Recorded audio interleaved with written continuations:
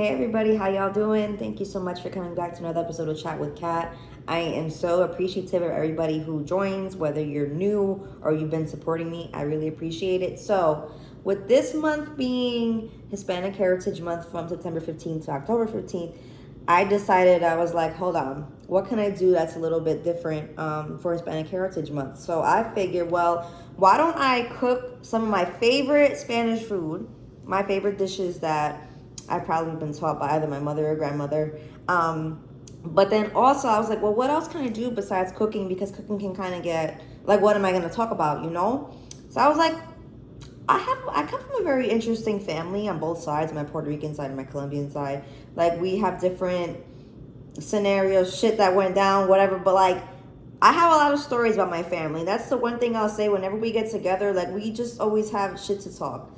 Some good, some bad, some stuff I can't share on YouTube, so I have to be careful now, you know what I'm saying? But either way, I have stories for days, so I figure each dish that I cook, I'm going to share a story that's either funny, interesting, or whatever. Maybe you get to know a little bit more about me and my culture, my background. And yeah, so I figured I'd give this a try. Let me know if you like it or if you just want me to do something completely different. But I do like to cook. As a matter of fact, I actually love to cook. It's very therapeutic for me. And oh yeah, duh, like what am I cooking today? Hello. I am making a dish called Pastelón. It is a very, very traditional Puerto Rican dish. If you have not tried it, please go out and try it. Maybe you want to make it after you see how I make it, because I don't make the most complicated stuff, okay? Like, this is Chef Cat, okay? We're not doing nothing crazy, but this is extremely easy. I'm going to show you. It's really only a few ingredients, some stuff that you might already have, especially if you're in a Hispanic household. And it doesn't take too long to make. I feel like the hardest part is slicing these motherfuckers. You'll see what I mean. And then putting it together. So it's basically like a Puerto Rican lasagna. That's the best way that I could describe it. Instead of the noodles being the filling, we use sweet plantains. Okay.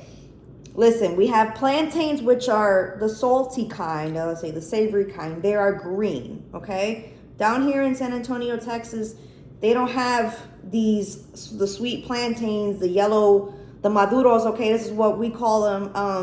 I had to go about 4 stores, okay, till I found some maduros, and I was like, damn, I miss Jersey. But anyway, we're using the sweet ones today. It's very important because we're using ground beef to go in the middle, right? That's where it's similar to a lasagna. It's not seasoned that way and all that, of course, but we layer it, right? These are our noodles. This is our base. It's just, I'm telling you, it's like the sweetness of the bananas and then the savoriness of the ground beef and the way that I season, babe. It's just so fucking good. And I'm telling you, it's simple. You pair it with white rice on the side. Maybe you want to make a salad. I'm not doing a salad today, but like if you have people over and stuff, but it is so fucking good. And I promise you, if I can do this, anybody can do it. So you can go ahead and try it at your local Puerto Rican restaurant if you have any. Hopefully you do. Or if not, maybe you want to try making this yourself at a place that will sell you these kind of bananas. I promise you, it's so easy. I'm gonna like run through real quick my ingredients and you're gonna see what.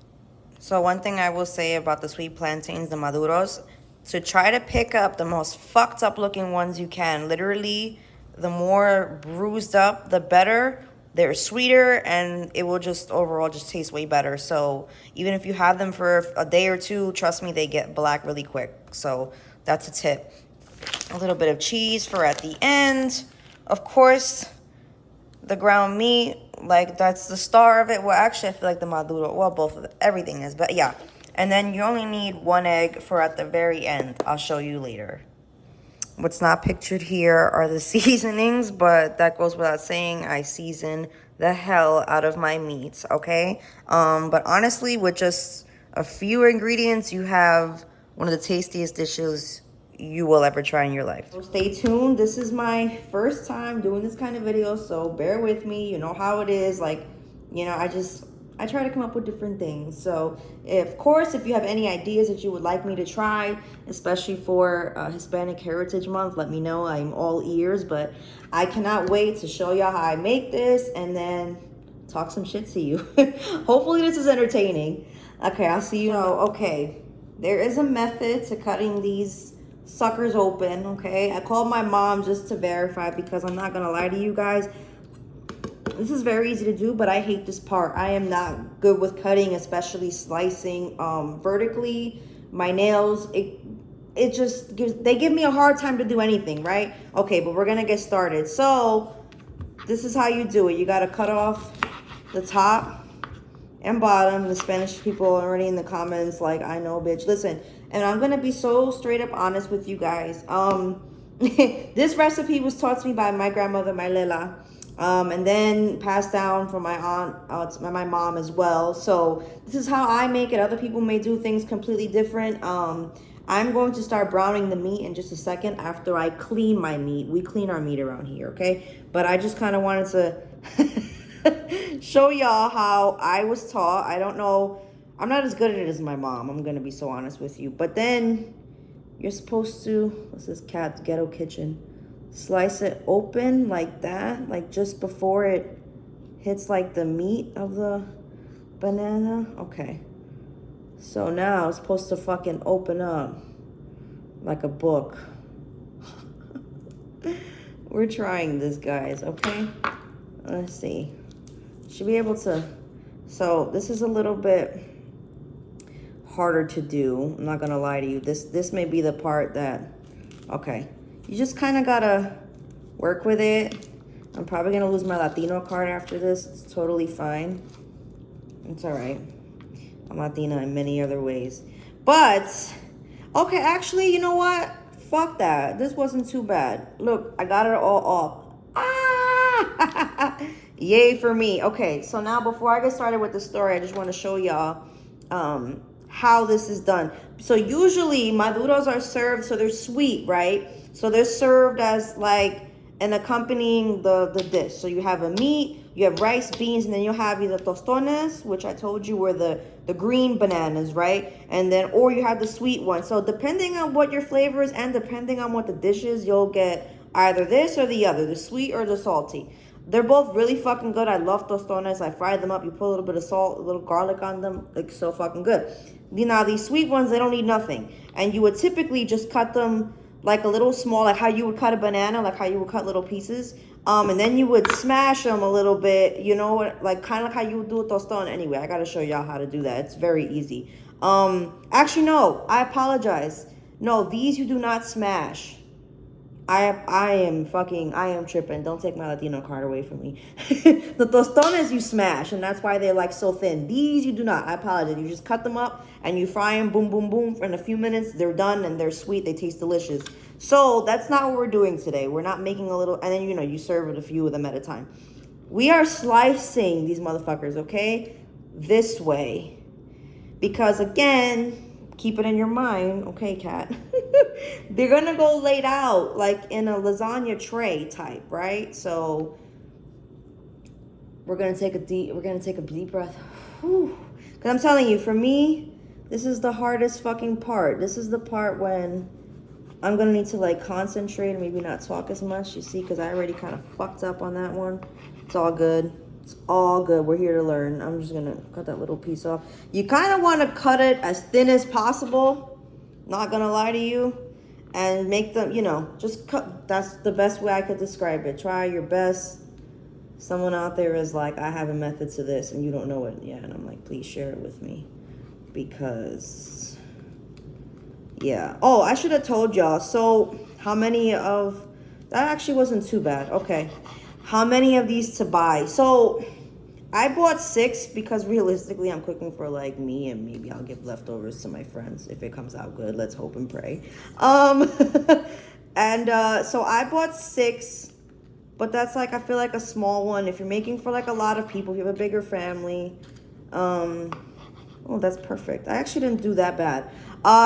Then you might want to get more. It just, I'm not going to lie to you. I don't know how many, but honestly, it's always good to have maduros around anyway, and a lot of these bodegas and supermarkets, they have sales on them, so just buy them in bulk. You can have these with eggs in the morning, a little bit of rice on the side. Oh my God, like The possibilities are endless for what you can do with maduros. Okay, I'm gonna come back in a little bit. I'm gonna slice these up. You don't need to be here with me.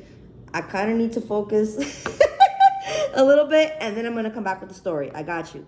Okay, so that wasn't bad at all. I actually finished a lot quicker than I thought. This is beautiful. This is exactly what we want to see. Those little pieces up there, we're going to save them because you'll see later on how we arrange this stuff. It's going to be good. So that's awesome. And now we're going to clean our meat. Yes, we clean our meat in this house. You must always clean your meat, right? Okay, I'm going to brown it and I'll be with you in a second. Okay, so we are back. I cleaned the meat. And now I am going to brown it for a little bit first, and I'm going to drain it and season it. And yeah, that's pretty much done. It's very easy to make the ground meat. Okay, so now for the maduros, typically this is done with either vegetable oil or corn oil, whatever, but I have avocado oil, and that's just what we're going to use. So you want to put a decent amount of oil. Hey, I didn't say this was necessarily healthy, but it's fine. You want to put a shit ton of oil, and honestly, I'm going to have to buy more for sure after this. At least, like, you want a good amount. I don't even know how much to say, but it's because, yeah, I'm definitely going to need more oil. Holy shit. It's because the maduros they tend to stick, and that could be the part that is a little frustrating. I'm going to put it onto, like, medium-ish. We'll see. I don't want to put it too hot. Yeah, I'm gonna put it like to medium-ish. We'll see. Anyway, so let me start to. This is did I put? Yeah, I put this on like medium as well. So anyway, the maduros can tend to stick. So that's why you just want to put a lot of oil. But I put a lot, but it's all right.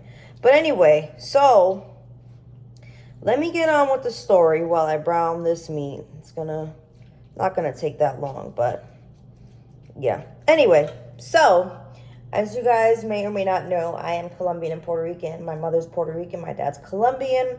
So I figure like, so I'm making a Puerto Rican dish, right? So let's talk about my mom's side. Okay, so to start off, my grandmother, my Lela, she passed away a few years ago. Very, very saddened by that. I still think of her to this day. I think of her at least once a day, you know, and that's why I put her on my hand, my right hand. You know, she meant a lot to me, and especially in the Latin culture. You know how we feel about our abuelas, you know? So, yeah, very special woman. She was one out of 16 children. 16, yep. She is from Morovis, Puerto Rico, which is a very, very small town of Pueblo, like very small. It's actually right by... You guys know who Bad Bunny is, right? I say he's my cousin. Because let me start putting these okay. I'm just going to grab it by hand. I wash my hands, okay? So, yeah. Let me just start putting them in one at a time. And it really is about however many you could fit. So, I try to fit as many as possible. Right, okay. Concentration, guys. Concentration. That's also why I don't put it, like, super hot. But, so yes, so she is one out of 16 children. And I double checked today, you know, I would call my cousin up. She actually did, so a lot of this information is coming from her. Well, because her and my grandmother were extremely close. They lived together, you know. So some stuff my grandmother told her, you know, before she got the dementia, unfortunately. And then other stuff, she found out on Ancestry. So yeah, go on. I would encourage you guys to definitely check out. If it's not Ancestry, like they have 23andMe. It's really like, well, but I think Ancestry goes like deep into family, if I'm not mistaken. I know there's so many of them, but I think it's fascinating to learn about your ancestors, to learn about where you came from. You can honestly surprise yourself. Like my cousin was like, oh my God, like there's so much stuff you could be on there for days, weeks, months. And yeah, I think it's cool to find out about where you're from, you know, and to find out things that maybe your family never know. And you'd be like, hey, did you know this? Like, holy shit, that's how it felt for us, right? So anyway, so my grandmother it's finally, I'm gonna turn up the heat. I feel like a little bit. We need this to brown. We're trying to eat. You know what I'm saying? So, my grandmother She was either the youngest or second youngest. So she was one of the, obviously one of the youngest out of the 16. And what was told, well, okay, so my grandmother, so she was not fully sure. And again, because, you know, things happen. You guys have to remember, this was a very long time ago. This was like in the 1930s, okay? So we are under the impression that, well, we know, at least through ancestry, that so there was one woman that gave birth to all 16 of those children. My grandmother had thought that there was another woman, that there was two of them, and, you know, she had a different mother than the rest of her siblings, but it's not what the records indicate. You never really know with records. It could be wrong, could be right. But either way, yeah. So there's that, you know. There was no TVs back then. So, you know, she grows up. When she's a little bit older, I want to say she was probably in like her 20s when she came to this country. Like so many Puerto Ricans, you guys should know or maybe not know, migrated to the United States, especially like during the 1950s, right? You know, for a better life, for all the reasons that people come to this country. You know what I'm saying? No different.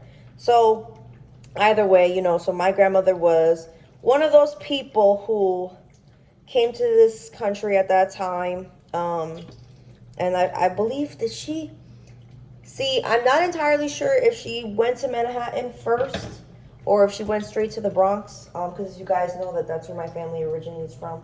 Well, when they came to New York. Let me just flip these. I'm not gonna lie to you. This could be the aggravating part, and don't try this at home. I mean, I pick things up on my hands, but because it's not that hot. But you're gonna flip these over a few times. It's like, oh, be careful, guys. I've been burned by oil so many times, so you're just gonna flip them over a few times. Oh, that one came out. We're gonna act like that didn't happen. You don't want them to get super brown. Honestly, the good thing is these cook up very quickly. So within a few minutes, like you don't want it to burn, obviously. Like they're looking like a good yellowish color. You want them to have a little bit of brown, a little bit of char on them. You know what I'm saying? So this is already looking so good. Hey, I'd rather I be here watching them and they fucking burn and then the whole dish is just fucked up. So I'm gonna come back in a second. Let me brown this meat. Let me drain it and season it and all that good stuff. And let me fry some maduros because we don't want this YouTube video to be 45 fucking minutes long. It might be, and I have a lot to say, but I'll see you guys in a minute. Okay, so I forgot to say that once the maduros are brown and beautiful like this, you are going to put them on a plate, but you're going to put down paper towel so it could dry up some excess oil. And then we're going to start layering. But yeah, I just wanted to show you because I forgot to mention that. So I just wanted to show y'all the layering process. First and foremost, I definitely greased this pan. I sprayed a good amount of oil on there. And yeah, so it was like I had to decide. Not gonna lie, I feel like I should have made more sweet plantains, but it's all good. Because typically it's supposed to be this way, but I'm laying it this way. It's all good. That's why I tell you guys to just buy as many as you can, and whatever you don't use, you just eat. So yeah, it's not always the prettiest thing, but I promise you, once you cut it open, it's just gonna be so fucking good. So yeah, I just put them down however they fit. It's like a puzzle. And then I put the ground beef, which tastes so good. I won't even lie to you. I already sampled it. And now, this might not be traditional. I know at the end you do this, but I love my cheese. So I'm going to sprinkle some on there right now, and then I'm going to do another layer. So I should have noted that I did preheat the oven to 350. So now let me get back to layering my little lasagna. And it really is just like finding out what works. And it don't gotta look perfect. It's gonna taste amazing. So don't worry about it. So back to my story. So here's the crazy part. My own mother didn't know this, but my cousin told me, and I was just, oh my God, let me not get hair on my food. It's disgusting. Anyway, so she came over here. So like I was saying, she migrated over here. But check check this out. Okay, so I should say a little bit of backstory. My grandfather, he's from Mayagüez, so that's the total opposite of the country. So if you picture Puerto Rico, it's like the size of New Jersey, but like opposite, like horizontally. My grandfather's from the west side, all the way on the west coast, and my grandmother is central, like east central-ish or whatever. Definitely closer to San Juan, maybe about 40 minutes outside of San Juan. So either way, they met over here in the States. I just wanted to get that out the way. So my grandmother's, this is why I can't talk and cook at the same time. She was supposed to come over here. She did not supposed to. She came over here with another man. Can you believe that shit? I was like, get the fuck out of here. And now okay, well, there you go. Well, it's buzzing, so we want to go ahead and eat this. But yeah, and I honestly, guys, I should have made more maduros. Not gonna lie to you, but it's all good. Never has to look perfect. It's gonna taste amazing, and that's all I care about. So yeah, so she came over here, not like with the intentions of like marrying my grandfather. So this guy, his name is Mario, okay? We'll find out his damn name. My grandmother told this to my cousin. He was a flight attendant, right? So he came over here, like, she came on a plane, okay? First of all, there's that. And he was a flight attendant, so he was working or whatever, and like he had said, yeah, we're gonna move to New York together and live this beautiful life, whatever, right? So he comes, like, they both are on the same flight, but he's working and she's obviously flying, right? So she gets off, whatever, and he tells her, oh, I'm gonna, talk to you like when I get off of work. Okay, cool. Mind you, this is back in the 50s, okay? So, whatever. He goes to work. My grandmother never heard from him after that day. He just left her. So he brought her over here and just left her. Fucking insane, right? It's really crazy. And like, not for nothing, my grandmother, beautiful woman, okay? Very fair skin with blue eyes, just beautiful woman, right? Very petite, big boobs, like that kind of runs in the family, you know what I'm saying? So I don't know what the fuck was Mario's problem.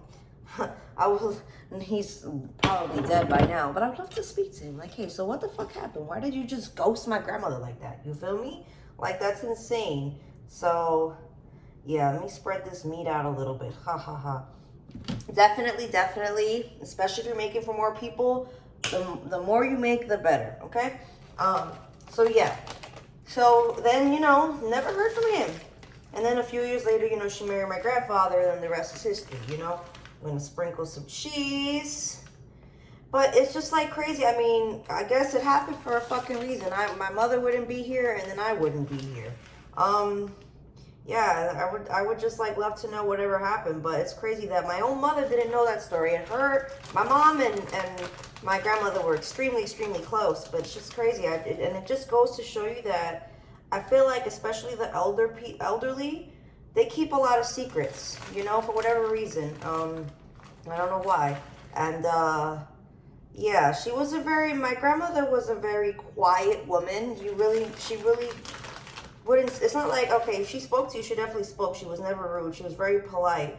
But yeah, she didn't really, she didn't talk much, honestly. So she never told me that story. So it's crazy. So I'm going to show y'all in a second what we got going on here. And then, okay. So looks like a nice little lasagna.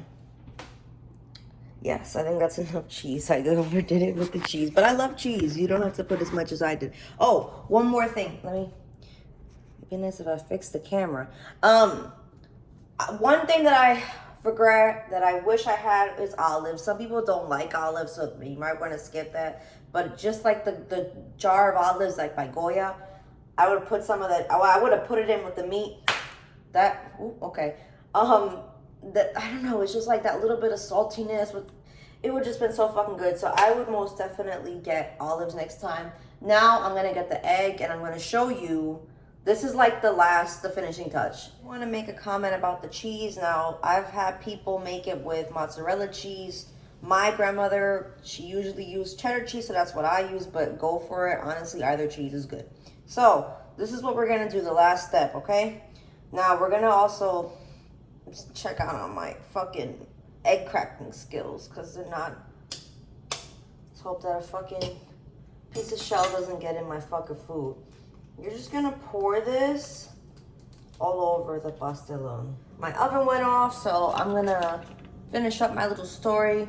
And I'm gonna put this bad boy in the oven only for like 15 minutes, I would say. Honestly, not long at all. It's really just enough for the cheese to melt because everything's already cooked. So you're heating up everything as well as melting the cheese, and it's just gonna be fucking amazing. Now, I already made rice off camera, okay? There we go. I cannot fucking wait. I'm about to set a timer on my phone. But yeah, so we typically would eat this with white rice. You don't need to see how I make white rice. It's pretty fucking easy. And yeah, I'll be back with you in about 15 minutes. Let's give one last look before I tear into this. Oh my God, this is so much just for me. But yeah, the cheese is just, it's just giving extra gooiness. I cannot wait till I take a bite. It smells so fucking good. I tried with the plating, y'all. I tried, okay, look. I mean, listen, this ain't no restaurant, but, you know, I did a decent job.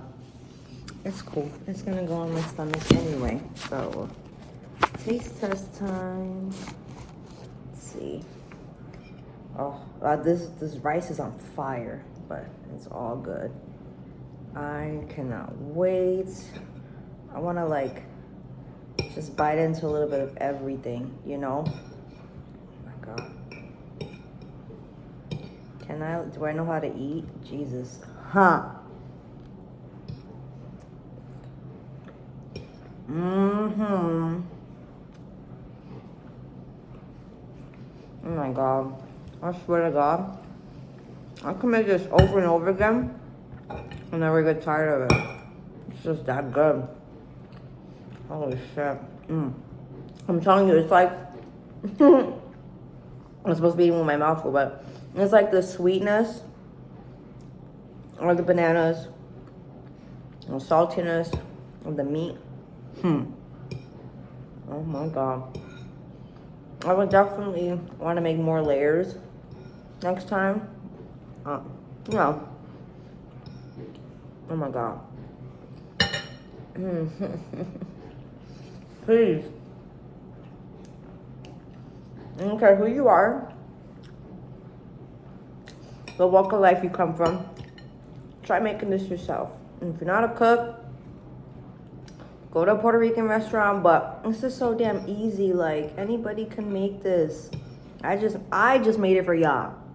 But, okay, let me not make this and get off in a second so I can devour this, but I'm gonna get more. This is very good, by the way. Strawberry soda. That's some good stuff. But yeah, so basically that's the story of my grandmother. She came to this country, and then she actually met my grandfather. They worked at a factory together. I want to say it was making purses, or was it shoes? Not entirely sure, but that's how they met, you know. And then, like I said, the rest is history. Then they had my aunt, and then they had my mom a few years later, and that was it. It was just the four of them living in the Bronx. My grandfather had every job under the sun. I know he worked at the factory, and then he was actually, back in the day, they had the elevator guys. What were they called? Oh my God, their profession. Oh my God, this is killing me right now. Anyway, that was his job for a very, very long time. He worked at these very fancy apartments in New York City, you know, where they have people who do that job. And yeah, that was, I think it was a freight operator. It's gonna kill me that I don't remember the name of his job that he basically had for like a large majority of his life. But yeah, unfortunately he passed away quite some time ago, 1996. So I was only 4 years old when he passed. So I unfortunately didn't get to know him like I would have liked to. And yeah, you know, my grandmother was obviously extremely depressed, you know, and when she finally left, I know she was happy to go be with him. You know what I'm saying? And she lived so long, like, without him. It's really insane. So if there's anything you could take away from this story other than my my mid cooking skills, is to call your grandparents, especially if they're still around. Well, obviously they're still around.